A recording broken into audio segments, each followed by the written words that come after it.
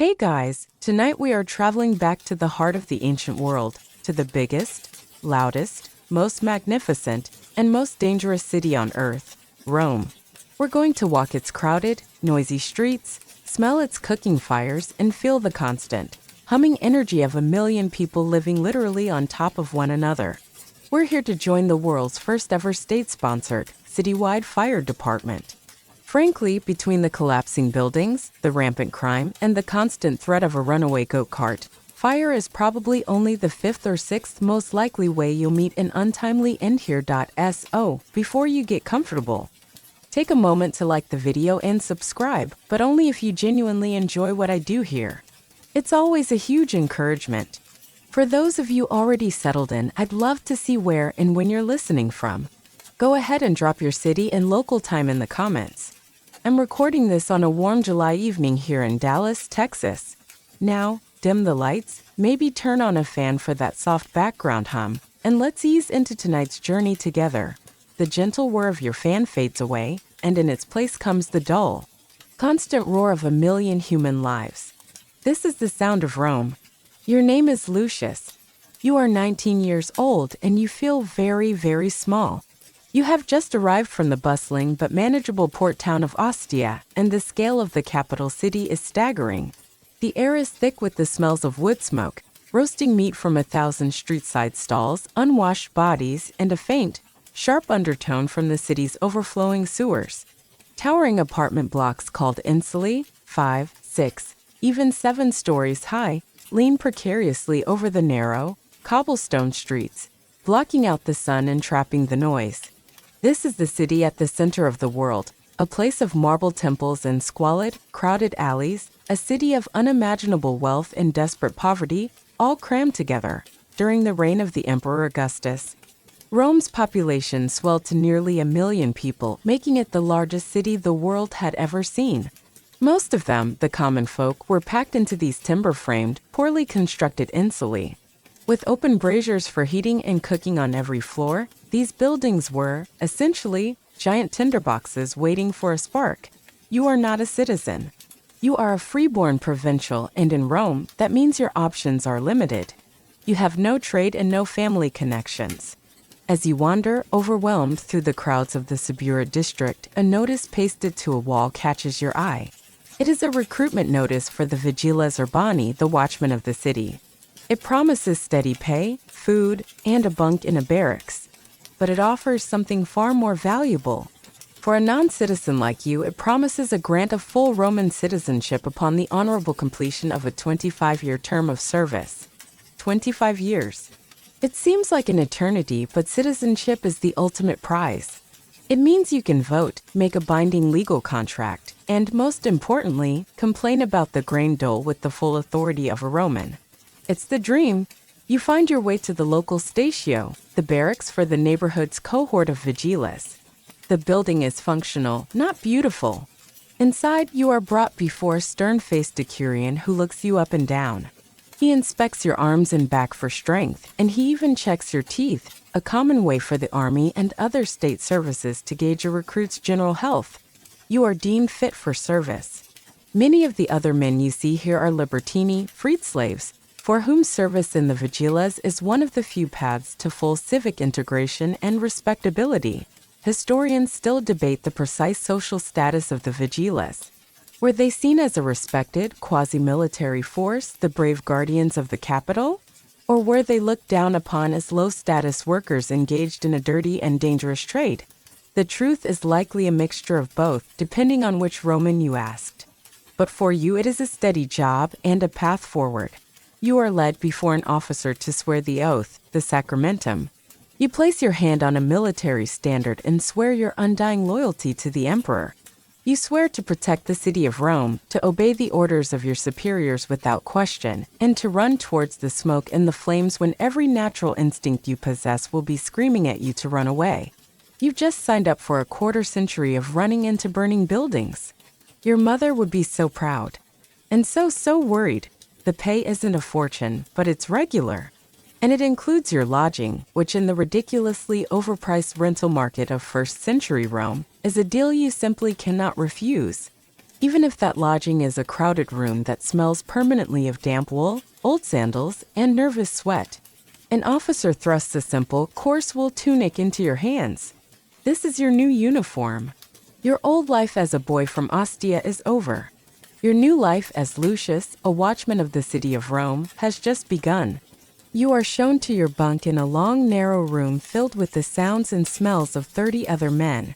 The initial glamour of serving the emperor in the heart of the civilized world fades quickly, replaced by the lumpy, rustling reality of a straw-stuffed mattress. This is the statio, the cohort's barracks, and it is to be your entire world for the foreseeable future. It is a world of function over comfort. The walls are bare plaster over brick, the floors are packed earth or rough stone, and privacy is a concept that simply does not exist. Your life immediately falls into a rigid, monotonous rhythm, governed by the blast of a horn rather than the rising and setting of the sun. You are woken before dawn. The morning meal is a quick, functional affair. A piece of hard bread, a handful of olives, and a cup of watered-down wine or cheap, sour pasca. Then the real work begins. The bulk of your day, every day, is spent in the central courtyard drilling. The drills are repetitive, mind-numbing, and exhausting. There is the ladder drill, where you and 5 other men must learn to hoist a heavy, cumbersome wooden ladder against a wall, and then scramble up and down its rungs until your arms and legs burn. There is the bucket drill, your personal favorite, where you form a human chain from the courtyard cistern and pass heavy, leather buckets of water down the line for what feels like an eternity. It feels less like training to be an elite urban rescuer, and more like being part of a very inefficient farm irrigation project. The only thing on fire is the burning ache in your shoulders. The vigiles were organized just like the army, into 7 large cohorts of about 1,000 men each. Each cohort was responsible for 2 of Rome's 14 administrative regions, and your cohort, the 4th, has responsibility for the crowded districts of the Aventine Hill and the Transtiberum. You live, eat, sleep, and train with the same group of men day in and day out. They come from every corner of the Roman world. The man on the bunk next to you is a Gaul with bright red hair who speaks Latin with a thick, rolling accent. The man who teaches you how to properly mend your sandals is a wiry, dark-eyed Syrian. Many are freedmen, former slaves, who carry themselves with a quiet, determined dignity. This barracks is a microcosm of the empire itself. When you are not drilling, you are maintaining the equipment. This is perhaps the most boring work of all, but your decurion instills in you its life or death importance. You spend hours oiling the leather buckets to keep them from cracking, checking the long coils of rope for any signs of fraying, sharpening the heads of the axes, and cleaning the soot and grime from the tools used in the last fire. It is tedious, but it is a sacred trust. Like soldiers in any army, the men find ways to pass the time and leave their mark. On the plaster walls near your bunk, you see dozens of bits of graffiti, the quirky and human traces of the men who have slept in this room before you. There are crudely scratched drawings of ships, good luck symbols, the names of girls from the neighborhood, and a particularly unflattering caricature of a man with a large nose who you assume is the tribune in charge of the whole cohort.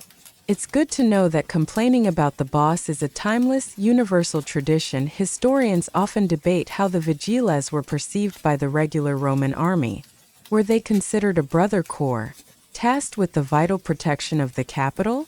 Or were the legionaries on the frontier, who fought Celtic warriors and Parthian horsemen, contemptuous of these barracks firefighters who battled blazes instead of barbarians?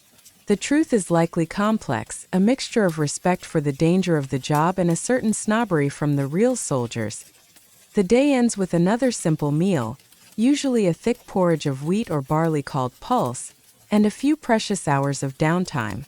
The older veterans gamble with knucklebones, their quiet clicks echoing in the courtyard. They tell stories of great fires from years past, speaking in low, serious tones. They seem to be able to sleep through any noise. Their snores a low, rumbling chorus that you find both impressive and deeply irritating. You suppose after you have faced a collapsing 7-story apartment building, a snoring bunkmate ceases to be a major concern, The boredom of the routine is the price you pay for the moments of sheer terror. Every man in the barracks knows that this placid, predictable world of drills and maintenance can be shattered at any moment by the ringing of a single bell. Tomorrow, your squad leader, the veteran Cato, will gather you and the other new recruits in the equipment yard. It is time to move past the simple drills and learn the specific deadly purpose of each and every tool of your new trade. The next morning, the usual monotonous drills are postponed. Instead, your squad of 10 new recruits is assembled in the dusty equipment yard under the pale morning sun. Before you stands your decurion, Cato. In the daylight of the courtyard, away from the dim light of the barracks, you get your first good look at him.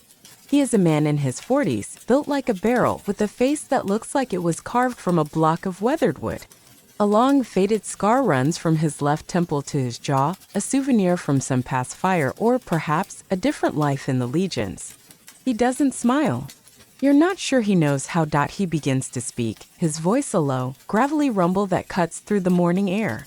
You have spent a week passing buckets and climbing ladders, he says, his eyes scanning your faces with the look of profound disappointment. Any farmhand can do that. That does not make you a vigil. A vigil knows his tools. He respects his tools. Because these simple things, he gestures around the yard, are all that stand between a cooking fire and half the city burning down. Pay attention. He walks over to a rack of axes. He picks one up. It's a Delabra, a wicked-looking pickaxe, heavy and brutally functional. This is not for chopping firewood, he growls. This is for smashing down the door of a burning house when the fool inside has barred it. It is for tearing through a wall to get to the heart of a fire. It is for cutting through a roof beam before it falls and crushes the man next to you. It is a tool of demolition. Learn its weight. He moves onto the ladders, the scaly stacked against the wall. You have all climbed these when they are steady. Now imagine hoisting one against a wall that is groaning, that is hot to the touch, with smoke blinding you and people screaming from the windows above. A poorly placed ladder is a death trap. For you and for anyone climbing it. His words are simple, direct, and terrifying. Then he walks to a large barrel and pulls out a heavy, dark, and dripping wool blanket. A cento. The sharp, sour smell of vinegar hits your nostrils. This, he says, holding up the soggy blanket, is your best friend. It can smother a small fire before it becomes a large one. It can shield your body from a blast of heat. It will save your life.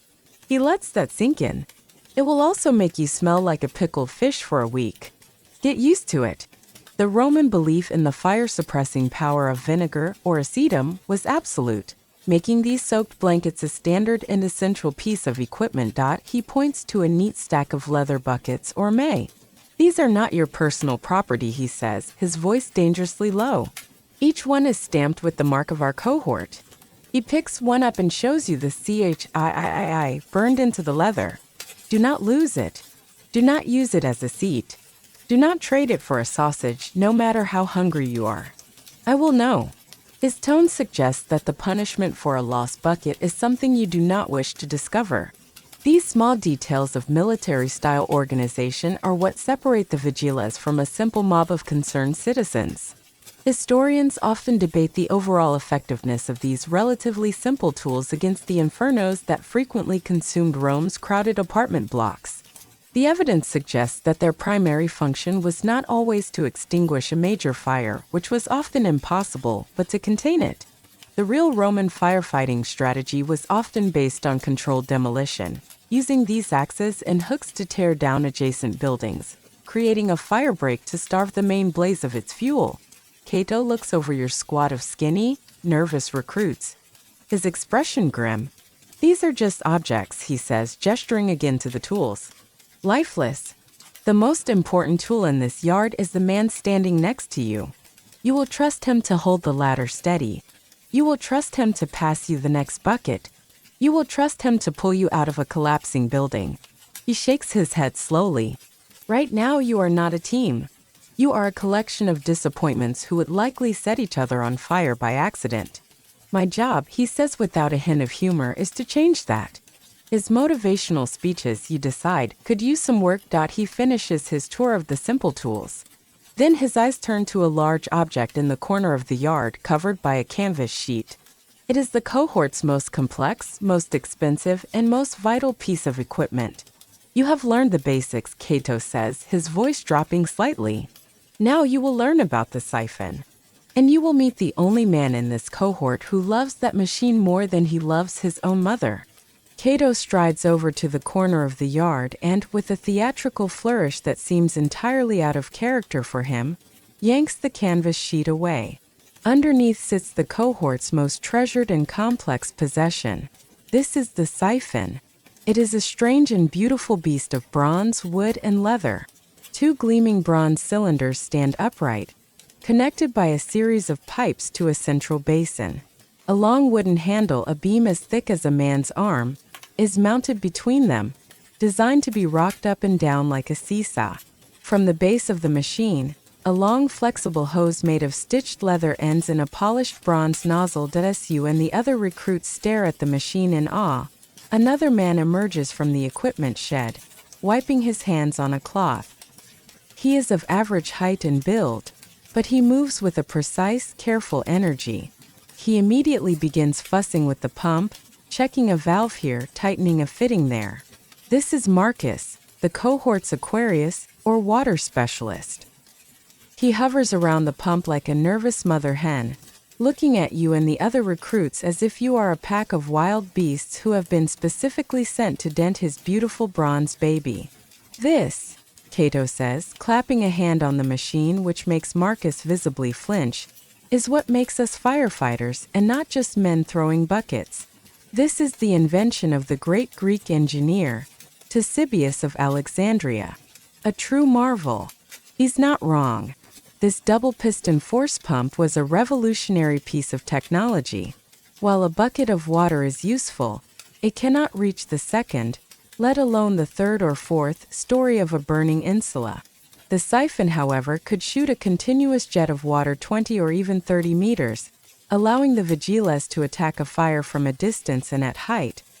Prompted by Cato, Marcus begins to explain how his machine works. His voice is clipped and technical, the voice of an expert who has given this speech 100 times. The bucket brigade, he begins, with a slight sniff of disdain for such a primitive method, pours water into the central basin. Two men, the pumpers, work this beam. He pats the heavy wooden handle. This drives the two pistons in their cylinders.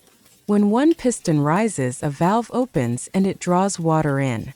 At the same time, the other piston is driven down, and its valve closes, forcing the water in its cylinder out into the delivery hose. The actions are opposed. The result, he says with a flourish of pride, is a constant, unbroken stream. Now it is your turn to try. You and another recruit, a lanky Gaul named Vercingetorix, who everyone just calls Torix, step up to the handles. Cato orders the others to start filling the basin with the buckets. Your first few pumps are a disaster, completely out of sync. One of you pushes down when the other is still pulling up. The machine groans and produces a sad, gurgling sound and a pathetic dribble of water from the nozzle. Marcus looks physically pained, as if you are personally insulting his ancestors. But then you start to find the rhythm. Up, down, a steady rocking motion. The machine settles into a rhythmic, squeaking groan, and suddenly, a powerful jet of water erupts from the nozzle, sailing across the courtyard and splashing against the far wall. The power is exhilarating, but it is also exhausting. Maintaining the steady rhythm required for constant pressure takes immense effort. You also learn the siphon's great weakness. It is incredibly thirsty. The jet of water it produces can empty the basin in what feels like seconds. You realize now that this technological marvel doesn't replace the bucket brigade. It makes it even more critical. It takes 8 men working frantically just to keep the pump supplied with enough water to function. Experimental archaeologists who have built replicas of these pumps debate their true effectiveness in the chaos of a real Roman fire, where a consistent water supply would have been a frantic, desperate challenge. After your turn, Marcus lovingly wipes down the machine. You take care of the siphon. he says with a rare, dreamy smile that is almost unsettling. "And the siphon will take care of you." You get the distinct feeling he whispers this to the pump every night before going to bed. He shows you the intricate leather flaps inside the valves, explaining how he must keep them supple with oil, how a single piece of grit could cause a piston to seize. His devotion is total. The training day ends. You have met the men. You have learned the tools, from the simplest dripping blanket to the complex bronze pump. You have drilled until your muscles ache with a deep, satisfying weariness.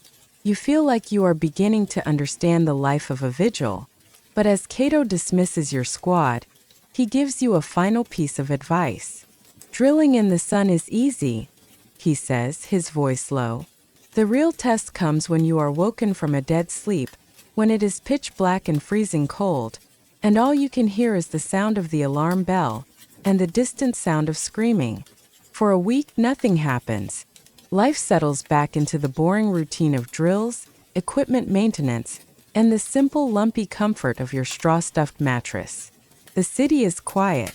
You begin to wonder if Cato's dramatic speech was just a story meant to frighten new recruits, a tale to ensure you take the cleaning of the buckets seriously. You are on the night shift, dozing fitfully in the barracks, the snores of your bunkmates a familiar, rumbling chorus. And then, one night, it happens. The sound that rips you from your sleep is not a sound you have ever heard before. It is a frantic, jarring, percussive clang.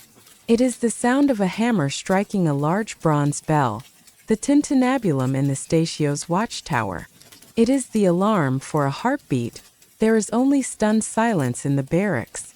Then the room explodes into motion. It is a chaos of flailing limbs in the near-total darkness, of men shouting, of the scrape of sandals on the stone floor. But it is a practiced chaos. The veterans are on their feet, pulling on their tunics and boots with a fluid economy of motion born of long experience. You, on the other hand, manage to get your tunic on backwards and your left sandal on your right foot before you even realize which way is up. The man in the bunk next to you is fully dressed and already heading for the door before you've managed to untangle your belt. Experience, you realize, is mostly about being less clumsy in the dark. You join the stream of men pouring into the equipment yard. Torches are being lit, casting wild, flickering shadows against the walls. The air is electric with a mixture of adrenaline and dread. Cato is already there, his voice a low roar that cuts through the din, organizing the squads. He points at you. "Lucius. Buckets. You and Torix, 2 each. Go."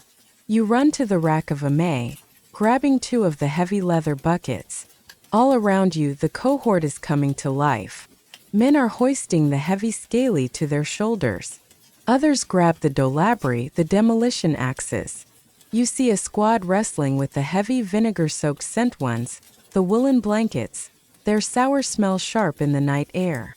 And through it all, you hear the anxious shouting of Marcus, the Aquarius, as he and his dedicated team begin to wheel the precious heavy siphon towards the main gate.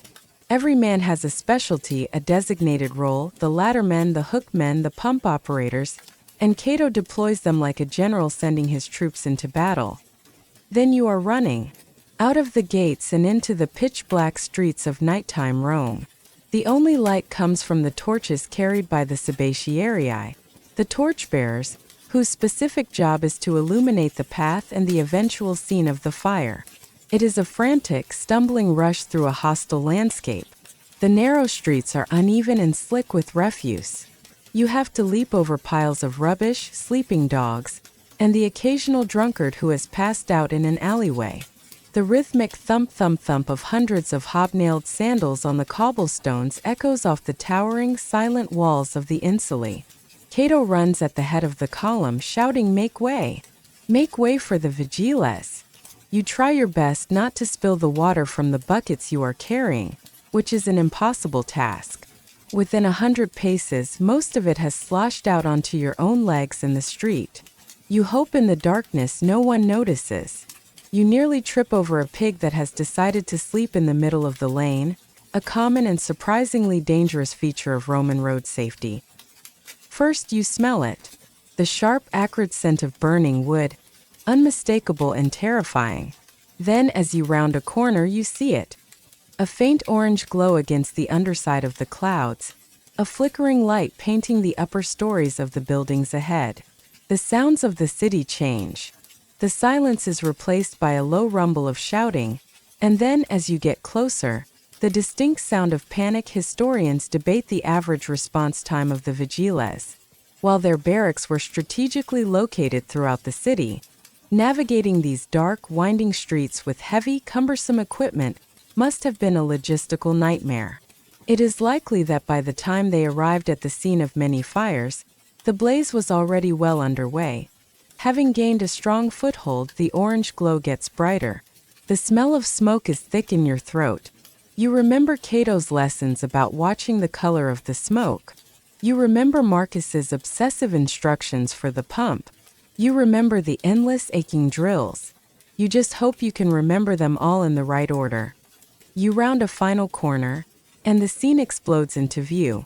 It is not, thank the gods, a whole apartment block. It is a bakery. Flames are licking out of a wide, ground-floor window, and thick black smoke is pouring from the roof.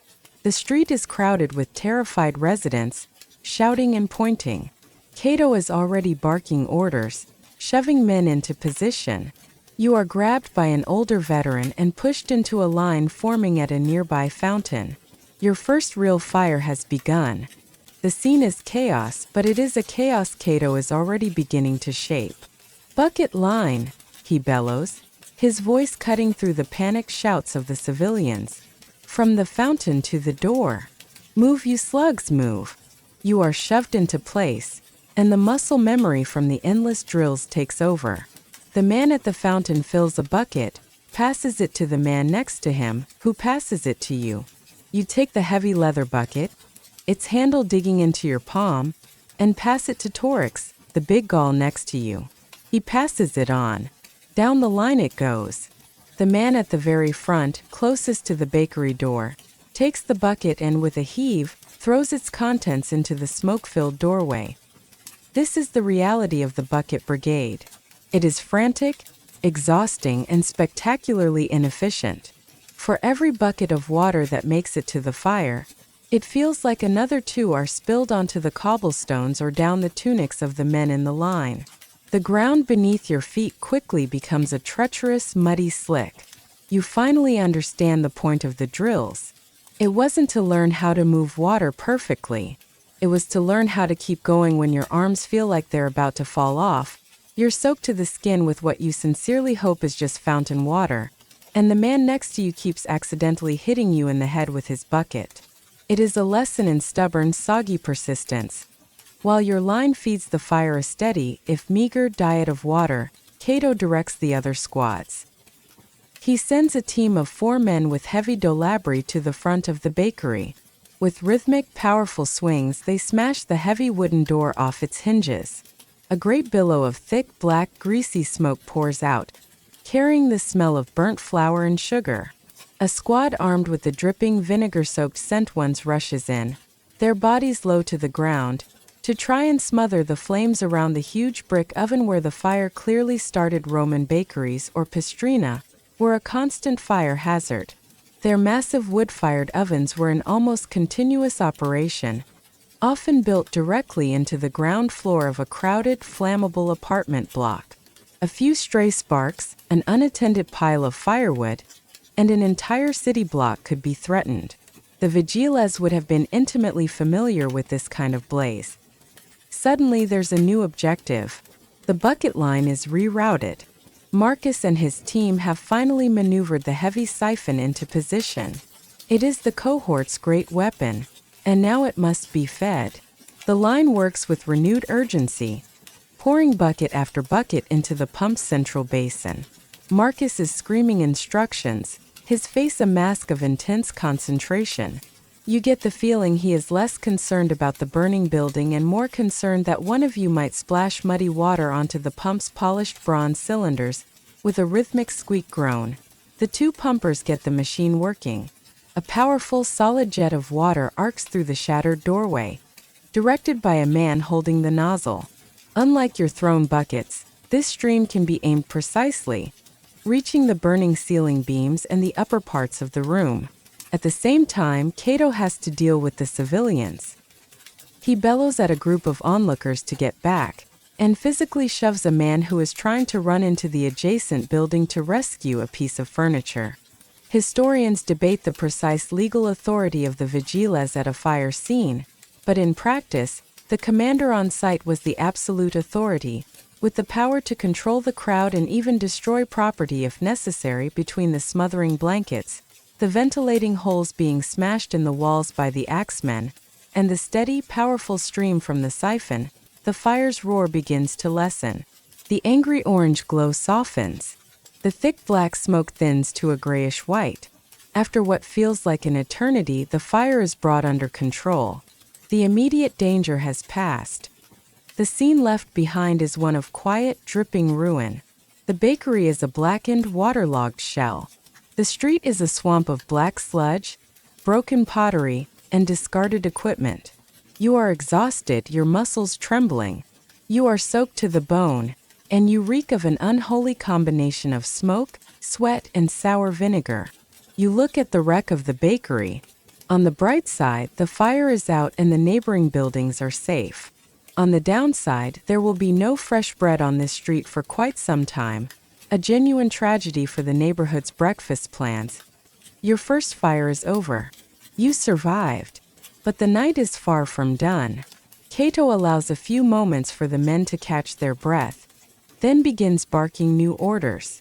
The fire may be out, but your shift continues until dawn. You still have your patrol duties to perform. There is, after all, more to watch for in the darkness of Rome than just the flames. The work of a vigil is never done.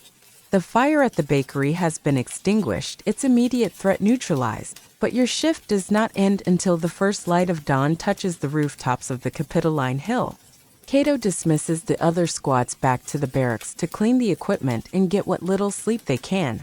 But your squad, he informs you, still has patrol duty. You came here to fight fires, but you are quickly learning that is only half of the job. The adrenaline from the fire slowly drains away, replaced by a deep, bone-weary exhaustion. You and the other men in your squad fall into formation behind Cato, and you begin your patrol. This is the other great responsibility of the Vigiles Urbani. You are not just the city's firefighters. You are its night watch, its first and only professional police force. When the sun goes down and the law-abiding citizens of Rome bar their doors, the streets are left to the rats, the ghosts, and to you. Your job is to prevent crime, maintain public order, and be a visible presence of the emperor's authority in the darkest corners of the city. You walk the streets of the Subura, one of Rome's most crowded and notoriously rough districts. By day it is a vibrant, chaotic slum teeming with life. By night it is a different creature altogether. It is profoundly dark. The moon, on the rare occasions it can be seen between the towering, leaning insulae, provides the only natural light. The silence is a stark contrast to the daytime roar. Now you can hear the scuttling of unseen things in the alleyways, the distant bark of a dog, and the low, mournful whistle of the wind as it snakes through the narrow canyons between the buildings. The smells are different too. The sharp aromas of cooking are gone, replaced by the damp, cold smell of stone and the ever-present, sour scent of overflowing garbage heaps. Your main job, it seems, is dealing with the city's drunks. You come across a group of young men, their tunics stained with wine, stumbling out of a darkened papine and arguing loudly about a chariot race. Cato handles them not with threats, but with the firm, weary authority of a man who has done this 1,000 times. He tells them to take their argument home before they wake the whole neighborhood and attract the attention of cut purses. They grumble, but they obey. It is a noble if slightly sticky calling. For this kind of work, you are not armed like a legionary. The vigiles on patrol carry simple wooden clubs or staves called fusts. Your authority comes not from the sharpness of your sword, but from the fact that you are the sanctioned agents of the law, and everyone knows it.as you walk. Cato quietly teaches you what to look for. He points to the shadows beneath a balcony, explaining that it's a perfect spot for a burglar to wait. He has you stop and simply listen to the silence, training your ears to pick out the unnatural sound, a scraped window latch, a muffled footstep where none should be. An old woman calls down from a third-story window, complaining that her neighbor's goat has gotten loose again and is eating the laundry she left out to dry. Cato sighs the deep, world-weary sigh of a man who has had to deal with this specific goat on multiple occasions. Apparently, keeping the peace involves a significant amount of livestock-related diplomacy. Historians and classicists often debate the true effectiveness of the vigiles as a police force. With only 7,000 men to patrol a sprawling city of 1 million people, their presence could often feel thin on the ground. Was their nightly patrol a genuine deterrent to Rome's thriving criminal underworld? Or was it largely a symbolic act, meant to reassure the sleeping populace that someone, at least, was watching over them? The answer is likely somewhere in between. You cannot be everywhere at once, but your presence here now makes this one street a little bit safer. A man stumbles out of an alley and offers you a swig from his wineskin. You politely decline. Cato's rule number 1 is never drink on patrol. Cato's rule number 2 is especially not if it's offered by a man who is currently arguing with the public fountain. You are tired, you are soaked, and you still smell faintly of smoke and vinegar, but you are learning. You are learning to see the city not as a citizen does, but as a watchman does. You are learning to see the hidden dangers, the vulnerable points, the places where trouble is most likely to fester. You are walking down a particularly narrow and dark alley, the only sound the soft tread of your own sandals on the grimy cobblestones. Suddenly, Cato, walking at the front, holds up a single, sharp hand. The entire squad freezes. He stands motionless, head cocked, listening to the silence ahead. He has heard something. It wasn't the sound of a drunkard or a goat. It was a different sound, something sharp and furtive. Something that does not belong in the quiet of the dead of night. The silence stretches thick and heavy. Cato gestures with 2 fingers, and a pair of the older veterans move forward into the darkness, their wooden clubs held ready. You stay back with the other recruits, your heart pounding a slow, heavy rhythm against your ribs.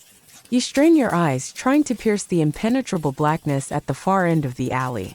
The sound comes again. It's not the furtive scrape of a burglar's tool. It's a low, grinding groan, followed by a sharp crack like a tree branch snapping. It is the sound of the building itself, speaking in a language of deep distress. Cato mutters a curse under his breath and looks up, not down the alley. You follow his gaze. Looming over you in the faint starlight is a 7-story insula, one of the tallest on the street. And there, running like a dark river down its plaster facade, is a huge crack. The building is dying. This was the other great, ever-present fear of life in Rome. The city's relentless vertical growth was a disaster waiting to happen. Unscrupulous landlords, eager to maximize their rental income, would throw up these towering apartment blocks using cheap concrete, uncured wood, and insufficient foundations. These buildings were notoriously unstable, prone to fire, of course, but also to sudden, catastrophic collapse, often burying their sleeping inhabitants in a tomb of their own making. Your mission changes in a heartbeat. This is no longer a police patrol, it is an emergency evacuation. You too, Cato barks, pointing at the veterans, get the main door. Get them out. Now! He turns to you and the other recruits. Wake the neighbors. Both sides. Go! Banging on a stranger's door in the middle of the night to yell that their building is about to fall on their heads is a delicate social maneuver. You hammer on a heavy wooden door until a window creaks open above you. A man with a sleepy, angry face peers out. You shout the warning. The anger on his face is instantly replaced by sheer terror. Doors begin to open. People pour into the narrow street, a river of confused and frightened souls. Men, women, children, clutching blankets, small wooden chests, and squawking chickens. One man just yells from his window that if the noise wakes his baby, he's going to file a formal complaint with the urban prefect in the morning. You look up at the building. You remember seeing notices posted in the forum, regulations from the Emperor Augustus limiting the height of new buildings to 70 Roman feet. This one seems to easily clear that its upper stories flimsy and poorly built. The landlord was clearly an optimist, or just very good at paying bribes. Archaeologists and engineers today still debate the primary cause of these frequent collapses. Was it the poor quality of the Roman concrete mix, the use of green timber that would warp and shrink, the unstable foundations laid on soft ground, or simply the greed of landlords adding one illegal floor too many? It was most likely a deadly cocktail of all these factors. You are trying to help an old woman with a wicker basket of her belongings when the groan comes again, this time much louder, a deep, guttural roar from the bones of the building. Back? Cato bellows. Everyone back. Just as the last family scrambles clear of the doorway, there is a sound like a thunderclap right next to you. A huge section of the building's outer wall, including a wooden balcony from the 4th floor, detaches and falls into the street, crashing onto the very spot you were all standing just moments before. It explodes in a massive cloud of dust and pulverized plaster, the sound echoing like a battle cry through the sleeping district. When the dust settles, a huge pile of rubble blocks the alley. Miraculously, thanks to Cato's experienced ears and quick thinking, no one has been hurt. But now you have a new set of problems. Dozens of families are now homeless, huddled in the street with nowhere to go. And the collapsed building is a fresh temptation for looters. Your job, for the rest of the night, is to form a cordon to guard the rubble and to simply keep order until the city officials arrive after sunrise. Cato leans wearily on his staff and surveys the scene, the rubble, the crying children, the exhausted faces of his men. See, he grumbles to no one in particular. This is why I prefer fires. At least with a fire you get a bit of light to see by. It is the grimmest joke you have ever heard, but in your exhausted, adrenaline-jangled state, you understand it perfectly. You have now survived your second real test as a vigil. You have faced fire and you have faced collapse. You have seen how a quiet patrol can become a life-or-death struggle in the blink of an eye. This incident, however, was contained. The damage was limited to one building. But as you stand your watch, waiting for the cold light of dawn, you look up at the hundreds of other dark, rickety buildings packed into the neighborhood, and you wonder. You wonder what happens when a fire gets a real hold on one of them. What happens when the fire isn't a small, polite blaze in a bakery, but a hungry, roaring monster devouring an entire insula from the inside out? Weeks pass, turning into a couple of months. Summer deepens over the city, the heat thick and oppressive. You are no longer a raw recruit, a tyro. You are a full, if junior, member of the 4th cohort. You have settled into the rhythm of the barracks. The endless drills have hardened your muscles, and you have learned to sleep through the snoring of your bunkmates. You have seen a half-dozen small fires, dealt with countless nightly disturbances, and you have even grown accustomed to the faint, lingering smell of vinegar that seems to cling to everything you own. You are beginning to think you understand the job, and that is when you get the call that shows you know nothing at all. This time the alarm is not the familiar bell of your own statio. It begins as a distant shout from one of the watchtowers on the city's ancient Servian wall. A runner is dispatched, and the alert spreads like a virus through the network of cohorts. A great fire has been spotted in the Transtiberum district, the crowded, chaotic neighborhood across the Tiber River. This is different. A fire that can be seen from the city walls is already a monster. The rush to the scene is faster, more frantic than before. Even the veterans, men like Cato, have a grim, stony set to their jaws. They know what a fire in the heart of the Transtiberum means. Some of the oldest, tallest, and most dangerously crowded insulae in all of Rome are packed into its narrow, winding streets. You cross the pons Cestius, the roar of the fire now audible even over the river. You round a final corner and you stop dead in your tracks. Your mind struggles to process the scene. This is not a bakery with smoke curling from its windows. This is an entire 7-story apartment building, a behemoth of timber and brick, engulfed in a roaring, screaming inferno. Flames are not just licking from the windows, they are the windows. The whole structure seems to be breathing fire. The heat is a physical blow, pushing you back even from 100 paces away. The night sky is lit as bright as day, a terrifying, beautiful orange, and a column of thick black smoke is rising into the heavens, carrying with it a rain of glowing red embers. This is the great, ever-present nightmare of the Roman people, the kind of blaze that can create a firestorm, leaping from roof to roof until a whole district is consumed. This happened in the Great Fire under Nero, and the memory of that catastrophe is seared into the city's soul. Cato gathers your squad, his face illuminated by the hellish light. His voice is calm, but it has a hard, sharp edge you've never heard before. "Listen to me," he barks. "We are not saving that building. It is already a tomb. Our job is to stop that tomb from becoming a graveyard for the whole street. The objective is containment." The scene on the ground is one of unimaginable desperation. People are screaming from the upper floors, their forms silhouetted against the flames. Some are throwing their meager belongings into the street below. A man is trying to lower a child in a basket on a rope made of tied-together blankets. Roman insulae had no fire escapes. The main stairwell, usually made of wood, would have been one of the first things to burn, becoming a chimney of superheated smoke and flame, trapping everyone above. Their only hope was a ladder from you, or a desperate jump. A man on the 5th floor is trying to wrestle a large, ornate-looking chair out of his window.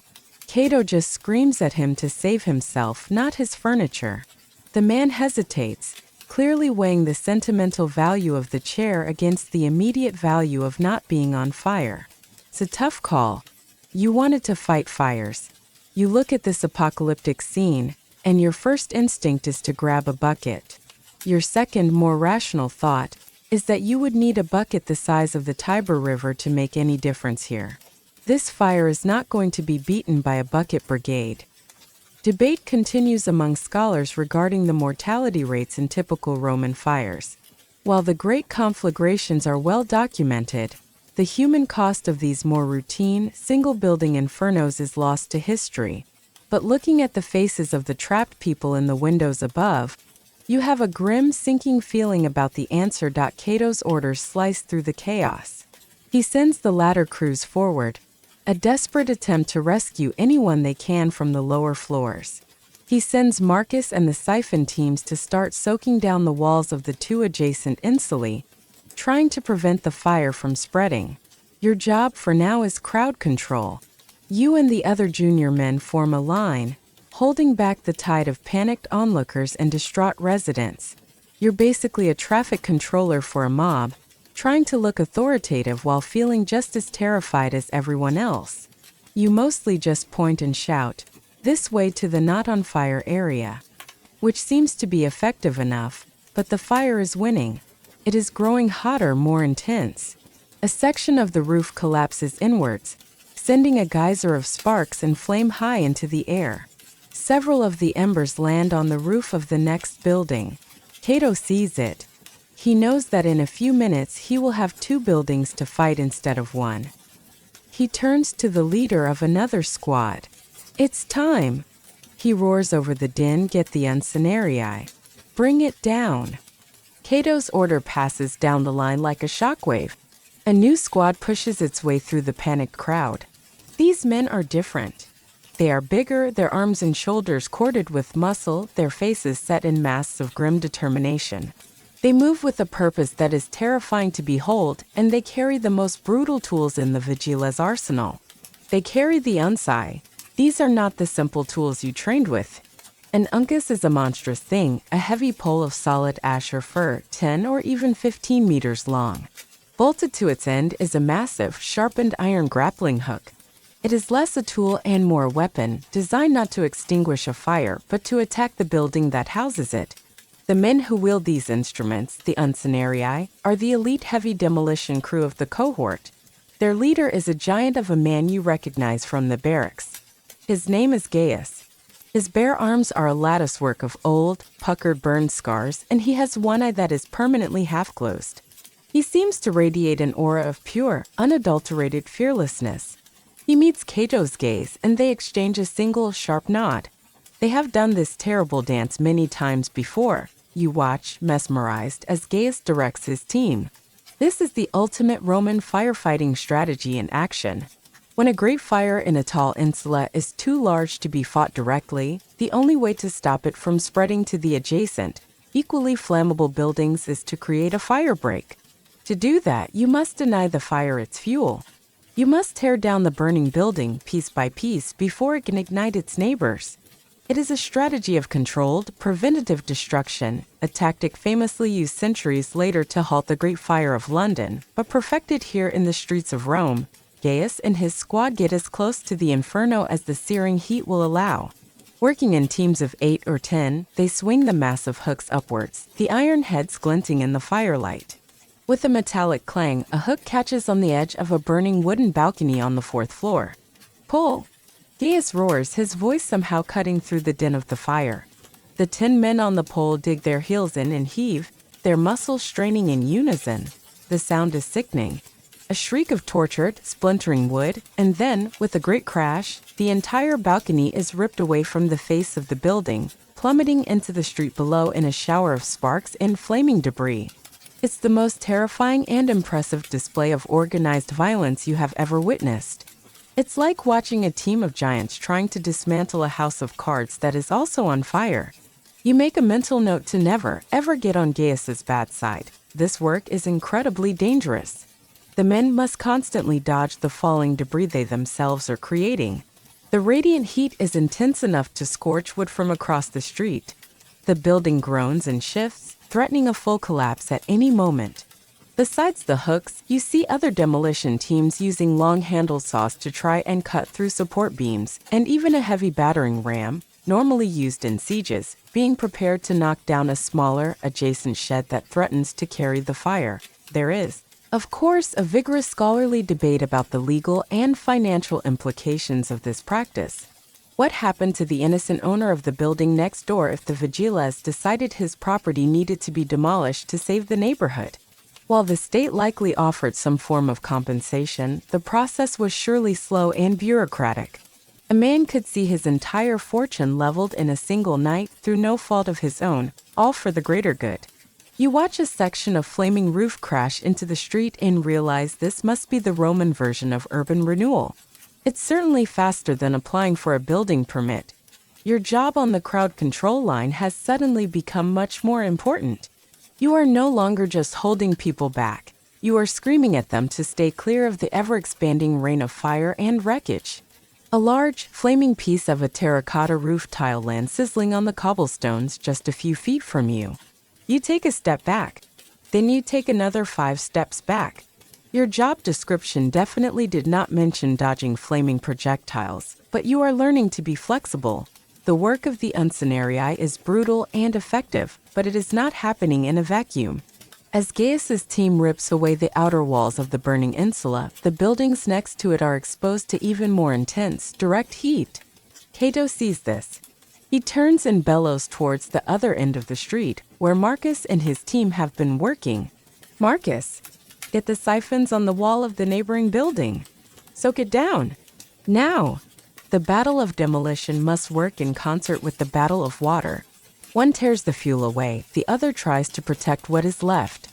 A new order comes roaring down the line, shouted by Cato and echoed by the other decurions.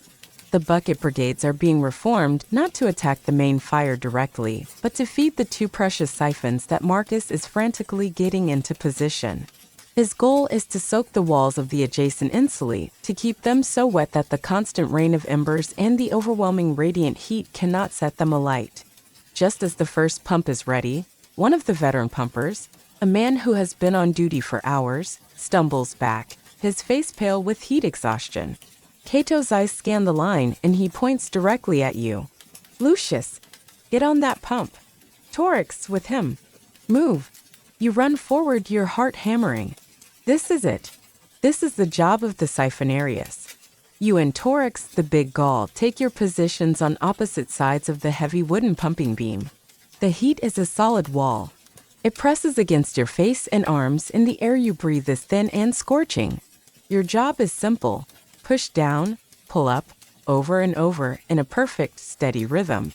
This is 1,000 times more exhausting than the drills in the peaceful courtyard. In the drills, the pump wasn't surrounded by what feels like the heat of Vulcan's own forge. In the drills, your supervisor wasn't screaming in your ear that you are pumping like a pair of feeble old women. Marcus, it turns out, is not a very inspiring coach in a crisis. His technical expertise is matched only by his absolute lack of a calming bedside manner. You push down as Torix pulls up. You pull up as he pushes down.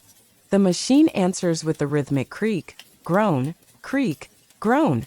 The bucket line, a frantic, scrambling chain of men, pours water into the basin at your feet. The water level is always dangerously low. The pump is a thirsty beast. This was the great logistical challenge of Roman firefighting. In the chaos of a fire, local cisterns and fountains would be quickly exhausted. For a major blaze like this one, massive bucket brigades would have to be formed, stretching for entire city blocks to reach the nearest aqueduct distribution point, or, in a district like this, all the way down to the Tiber itself. The work is brutal. A kind of grueling trance.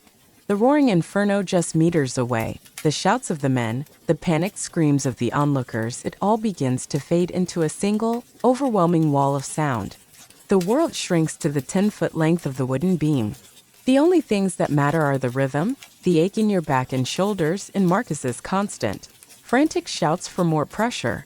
You and Torix are no longer two men. You are the two pistons of a single machine, a human engine whose only purpose is to move water. The vigilas were effective precisely because of this specialized, multi-pronged approach. While Gaius and the Uncenarii were waging a war of demolition on one side, you and Marcus's team were waging a war of preservation on the other. It was a complex, coordinated assault, far more sophisticated than simply throwing water at flames. You've been pumping for so long you've forgotten what it feels like to stand up straight. You suspect your arms are now permanently 2 inches longer than they were when the night began. On the bright side, this will make reaching for things on high shelves much easier. But through the sweat stinging your eyes, you can see that it is working. The wall of the neighboring building, the one you are dousing, is steaming and blackened with soot, but it is not burning. The relentless jet of water from your pump is creating a shield, a barrier of coolness and moisture that the fire cannot, for the moment, breach. It is a tiny, desperate victory in the face of a colossal defeat. Roman authors like Seneca the Younger often wrote about the great fires of the city, seeing them as profound philosophical lessons on the fragility of human ambition and the destructive passions that can level a man's life just as fire levels a building. It is a matter of some debate whether the average vigil in the heart of a blaze had any such lofty thoughts. Your thoughts are certainly not on philosophy. They are on the splintery feel of the wooden handle, the burning in your lungs, and the simple, desperate prayer that the bucket brigade doesn't falter. Just as you think you can't possibly pump for another second, a new cry goes up from Cato's position. He and Gaius have spotted a new danger. A wooden workshop behind the main burning insula, which had seemed safe, is now threatened by the shifting winds. If it catches fire, the blaze will have a new bridge to leap across the alley and attack the block from behind. A new strategy is needed, and quickly. You hear Cato roar a new set of orders. It is not enough to protect the buildings that stand. Now another one must fall. The battle shifts. The focus is no longer just on protecting the adjacent buildings or attacking the main fire. A new, more urgent threat has been identified: the 2-story wooden workshop tucked in the alley behind the burning insula. It is not yet on fire, but the intense heat is causing the wood to smoke and smolder. It is filled with stacks of timber, pots of oil, and wood shavings. It is a building made of pure fuel. If it ignites, it will explode like a torch and carry the fire across the alley to the next block. Cato's decision is instantaneous, brutal, and ruthlessly logical. The workshop must come down. Now, this is the most extreme and yet most essential tactic in the Roman firefighter's arsenal. It is not just demolition, it is preemptive demolition. You are not tearing down what is burning. You are tearing down what might burn. It is a calculated sacrifice, the destruction of one man's sound property to save the property of dozens. This power to destroy in order to save was a legally recognized authority of the Praefectus Vigilum, the overall commander of the force, and it demonstrates a sophisticated, if merciless, understanding of how to fight a conflagration in a city this dense. The squads are redeployed with stunning speed. Gaius and his Uncenarii move their heavy hooks and poles to face the new target. Marcus's siphon teams now have a different job. They aim their water jets not at the building, but at Gaius and his men, providing them with a constant, cooling spray of water to shield them from the intense radiant heat of the main fire as they work. It feels deeply strange to be part of an organized effort to destroy a perfectly good building. The owner of the workshop, who has been watching from a safe distance, begins to scream in protest, but Cato ignores him completely. There is no time for debate. The greater good, in this case, doesn't have time to fill out paperwork. You are taken off the pump team, your arms feeling like limp ropes, and are thrust into the demolition effort. You are not given one of the great hooks that requires too much skill and experience. Instead, you and the other junior men are given heavy sledgehammers and iron crowbars.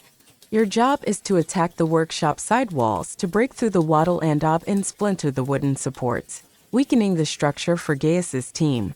You swing the heavy hammer against the wall. The impact jutters up your arms. It's satisfying in a way that pumping water wasn't. It's also significantly more likely to give you a splinter the size of a small dagger. Every job has its trade-offs.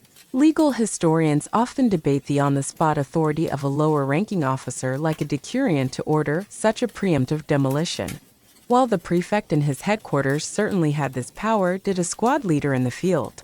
In the roaring chaos of a major fire, it is almost certain that the formal chain of command gave way to the grim pragmatism of experience. Men like Cato didn't have time to send a runner for permission. They made the life or death decisions themselves.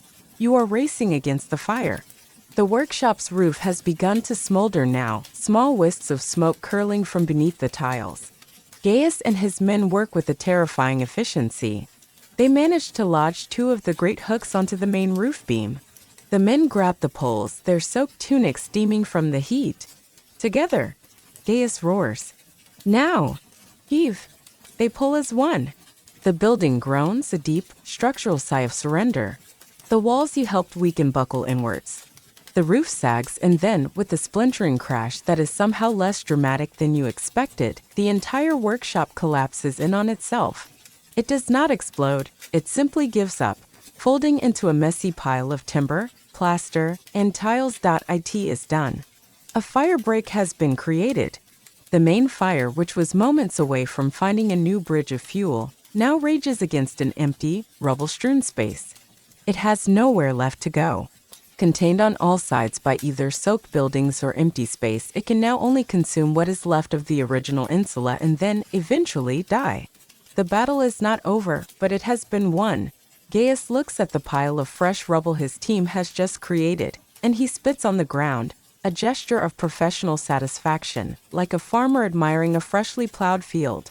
You look at the two great piles of rubble, one burning itself to embers, the other just a sad heap of broken wood, and you decide that being a firefighter in Rome is mostly about making different kinds of messes. The immediate, heart-pounding danger has passed. The roar of the fire seems to lessen slightly. And in the east, behind the smoke-shrouded hills of Rome, the sky is beginning to pale. The long, terrible night is almost over. The sun rises, but it brings no warmth. Its light is a pale, sickly yellow, filtered through the thick pall of smoke that hangs heavy over the entire district. The fire, starved of the fuel it so desperately craved, has finally died. Its roaring voice has been silenced, leaving behind only the skeletal, blackened ruins of the great insula. The night of terror is over, but the day of grim work has just begun. The scene in the morning light is one of absolute devastation. The street is a swamp of black, greasy sludge, a mixture of water, ash, and soot. The air is thick with the pungent, cloying smell of wet, burnt wood and scorched plaster, an aroma that sticks to the back of your throat and clings to your clothes.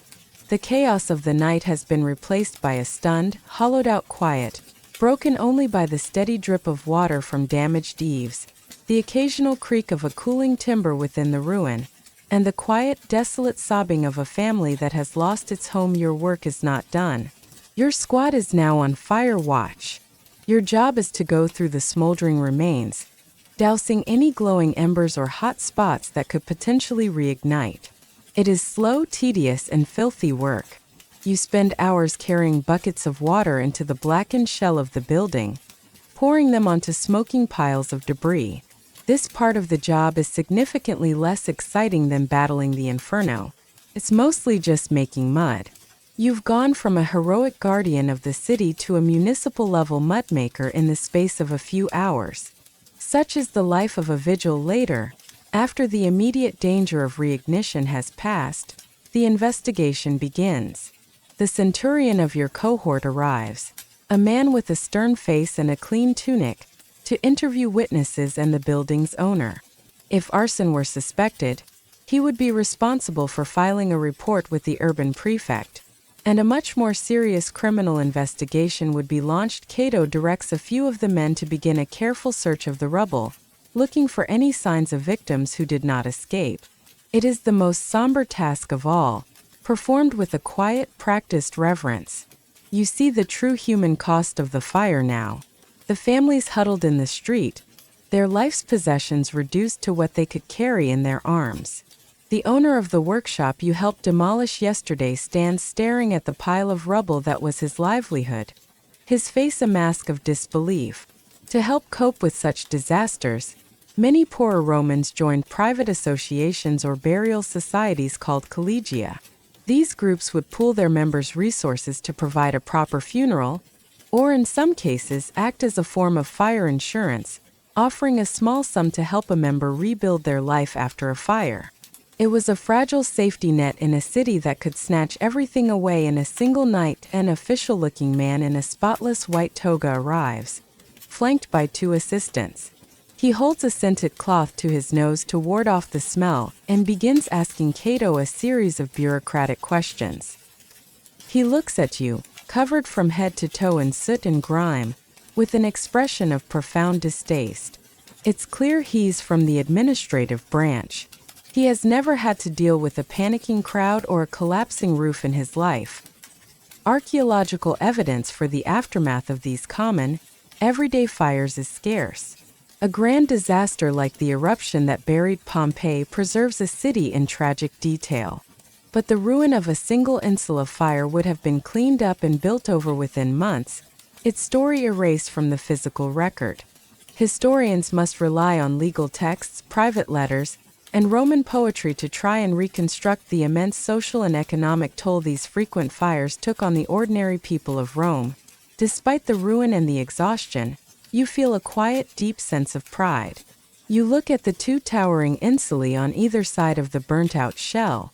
Their walls are blackened and water-stained, but they are standing. The fire did not spread. Your cohort, through its brutal and exhausting work, drew a line in the street and told the fire, "No further."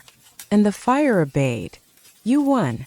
You also feel a deep and urgent need for a hot bath, a large meal, and about 3 straight days of uninterrupted sleep. You suspect you will be lucky to get, at best, one of those 3 things. Finally, a fresh cohort arrives to relieve you. Your long night is over. As you trudge wearily through the streets towards your barracks, you pass Cato.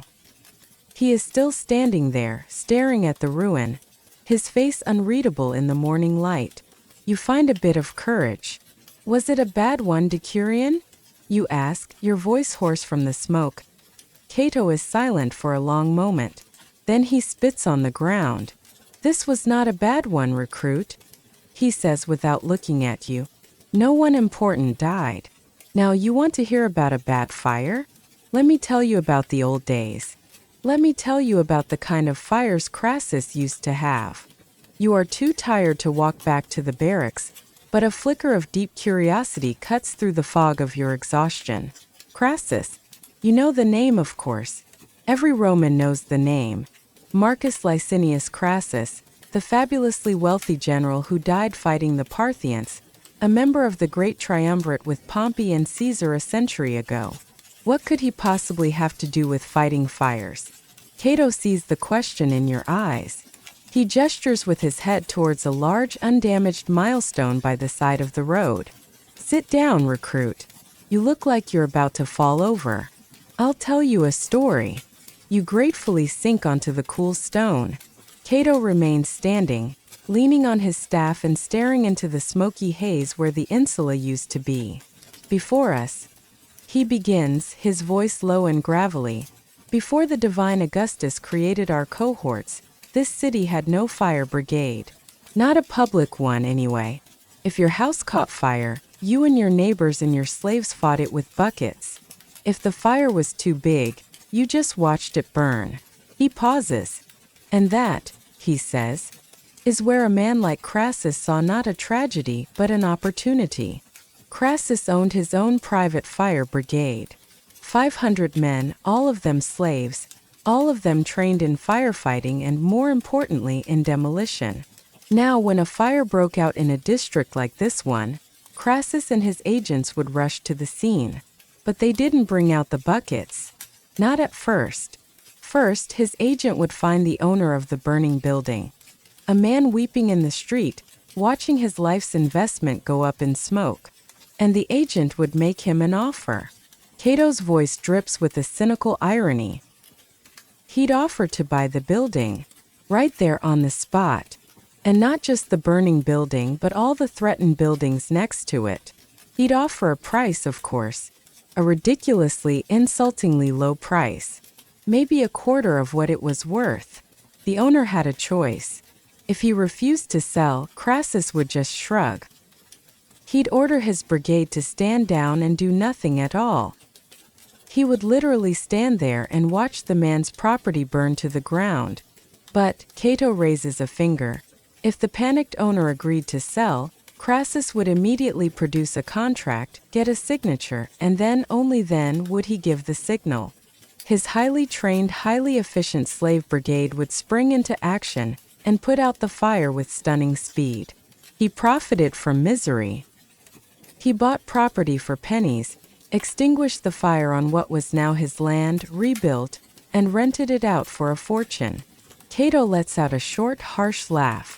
It was the perfect business model. He never had to hope for a fire to start. He just had to wait. And in this city, he gestures at the surrounding buildings, you never have to wait long.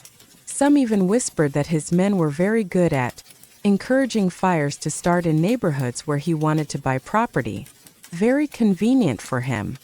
He tells you that Crassus wasn't the only one. Other wealthy patricians ran similar for-profit fire brigades. Firefighting in the days of the Republic was a private, predatory enterprise. There was no public good, only private gain. Then came the divine Augustus. Cato continues, his tone shifting slightly. There's a hint of real respect in his voice now. After a series of terrible fires that leveled whole districts, he decided that the safety of Rome was a duty of the state, not the hobby of vultures. He created us, the cohorts vigilum, 7 cohorts for the 14 regions of the city. He took the power away from men like Crassus and gave it to men like us. Historians debate Augustus's primary motivation. Was it a genuinely civic-minded act to protect the people and property of his capital? Or was it a canny political move, creating a new paramilitary force of thousands of men, loyal only to him, stationed permanently right in the heart of Rome to keep order and suppress any potential dissent? The answer, as with most things Augustus did, is probably both. So now, Cato says, turning to look at you with his good eye, instead of being a slave who works for a rich man, you get to be a freeman who works for the state. The pay is worse, but at least we're supposed to put the fire out before we ask who owns the building. It's what we call progress. He claps you on the shoulder, a heavy paternal gesture that almost knocks you off the milestone. So be proud of the soot on your face, recruit. It's honest soot. It's the emperor's soot. Now get back to the barracks before you fall asleep, right here on the street. You push yourself to your feet. Your body aches with a weariness so deep you can feel it in your bones. But your mind is clear. You walk back through the waking city, the events of the night replaying in your head, but now they are framed by Cato's story. You understand now. You are not just a worker with a bucket. You are a guardian. You are a symbol of a new Rome, an idea that the city itself and the people in it are worth protecting. And it is the proudest you have ever felt in your life. Months pass. The searing heat of summer gives way to the mild, damp Roman autumn, and then to the surprising chill of winter. The memory of the Great Insula Fire is no longer a source of sharp terror, but a dull, foundational stone in your experience. You are no longer the wide-eyed recruit who gets his sandals on the wrong feet. You have learned the city's rhythms, the difference between the smoke of burning wood and burning oil, and the precise amount of disrespect you can show a senior officer without getting assigned to latrine duty for a week. The scene is a familiar one. It is evening in the main hall of the statio. The day's drills are done. You are sitting on a rough wooden bench with the rest of your squad, sharing the simple evening meal of bread and a thick lentil stew. The air is filled with the easy, grumbling camaraderie of men who have faced danger together. Gaius, the fearless hookman, is telling an exaggerated story about a fire last week where a senator's prized pet parrot refused to leave its cage. He swears the bird was cursing at him in garbled, aristocratic Latin. The other men are laughing, suggesting the parrot was probably just asking for a cracker. Marcus, the Aquarius, is complaining as usual. This time it's about a new shipment of leather for the pump hoses. It's too stiff, he mutters into his bowl of stew. The tanners in Gaul wouldn't know good quality leather if a cow sat on them. His deep, unconditional love for the siphon remains the most powerful and stable relationship in his life. You look at these men, these loud, scarred, cynical, brave men from every corner of the world, and you realize you are one of them. This was the great promise of the Vigiles and the Roman military. For many, it was a path to a real future. A veteran, after his term of service, was granted a respectable pension, often in the form of a small plot of land he could farm, and that all-important grant of full Roman citizenship for himself and his children. It was a long, hard road, but it was a road that led somewhere. You see the quiet dignity in the older men who started as provincial nobodies or even slaves, who are now just a few years away from becoming landowners and voting citizens of Rome. Near the hearth, Cato is idly scratching the ears of a scruffy, one-eyed dog that has adopted the cohort as its own. Unofficial mascots like this are a common feature in the city's barracks, a small comfort and a touch of domesticity in the harsh, masculine world of the Vigiles. Historians debate the long-term impact of this institution. Did the very existence of a professional firefighting force encourage Roman builders to continue being reckless, knowing there was a state-funded safety net to deal with the consequences? Or did the Vigiles, through their investigations and reports on the causes of fires, gradually contribute to the development of safer building codes and practices over the centuries? The alarm bell rings. It's a series of short, quick taps, the signal for a minor incident, not a great fire. A smoking chimney, most likely, or an overturned brazier. There is no panic. The men simply groan, the universal sound of any worker being called away from his dinner. Cato downs the last of his wine and gets to his feet. Right, he sighs. Let's go stop someone from burning their porridge. The work is never ever done. But now you realize it's just work. It is your job. You look down at your own hands. They are not the hands of the boy who arrived from Ostia. They are calloused from the pump handle, dotted with small scars from splinters and hot embers. You have earned your place at this table. You have earned the quiet pride you feel in your chest. You are a watchman of the city, and as you get to your feet, the easy camaraderie of the barracks fading back into the quiet readiness of the job, our story comes to a gentle close. The memory of the roaring fire, the shouts of the men, the grim face of Cato, and the rhythmic groan of the water pump, all of these can begin to soften now, receding into the gentle haze of the past. The fires of ancient Rome have long since burned out. The great insulae have crumbled into dust. The city has slept and woken 1,000 times. Your long night's watch is over. The streets are quiet. The citizens are safe. There is nothing left for you to do but rest. Let the sounds of the barracks, the stories of the men, and the weight of your own exhaustion become a soft, warm blanket. Let go of the day and drift into the deep, quiet, and well-earned sleep of a guardian whose duty is done,